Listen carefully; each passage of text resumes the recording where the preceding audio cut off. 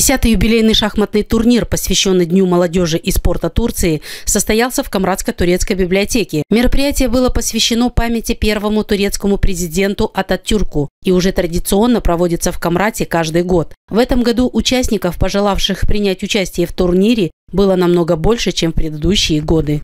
Этот день отмечается как День молодежи и спорта Турции и День памяти Ататюрка. И мы традиционно проводим такие турниры у нас в библиотеке. Это у нас уже 10-й турнир. И на сегодняшнем турнире у нас участвуют более 40 участников, которые будут играть в шашки, в шахматы из Кангасского турецкого лицея и из лицеев Камрата. Участники юбилейного турнира отметили, что шахматы для них – это не просто игра или увлечение. Это вид спорта, который дисциплинирует как в учебе, так и в жизни. Стремление всегда играть и выигрывать, знакомство с другими ребятами – это возможность побывать в других населенных пунктах, ездить по миру и много других возможностей. Шахматом занимаюсь с детства.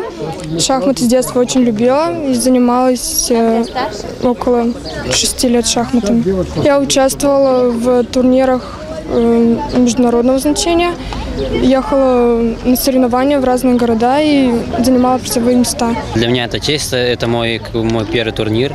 Меня пригласили, я, естественно, согласился. И давно это хотел.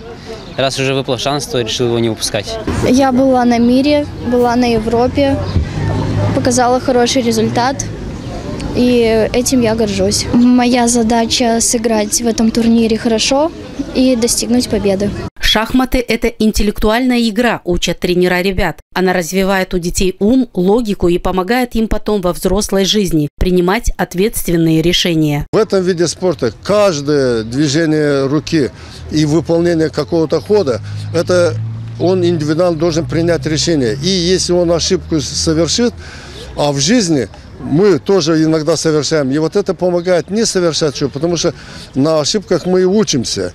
И детки, вначале проигрывая, они стремятся к победе. А победа у нас всегда и жизнь, и здоровье. Самое главное сегодня дружба между тюркскими народами Великой Турции, потому что мы постоянно чувствуем помощь Турецкой Республики и в университете, и средства массовой информации, и обеспечение водой, и многих социальных проектах. Поэтому студенческая коллегия сегодня постарается в течение 3-4 часов выявить сильнейших.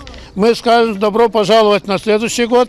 Мы готовы сотрудничать, ездить в Турцию, приглашать сюда их шахматистов и показывать ум, красоту нашего народа. В 3 возрастных категориях в проведенном турнире были определены победители. В самой старшей юношеской группе среди девушек первое место заняла Диана Узун из города Камрад. Второе – Таня Дудогла, также Камрад. И 3-е место – Евгения Душкова из села Кангас. Среди юношей первое место занял Вячеслав Бессараб, село Кангас. Второе – Николай Капаклы из Кангаза. И 3-е место досталось Александру Боштяну, город Камрад. Все участники турнира были награждены грамотами, а победители всех возрастных групп получили медали и ценные подарки.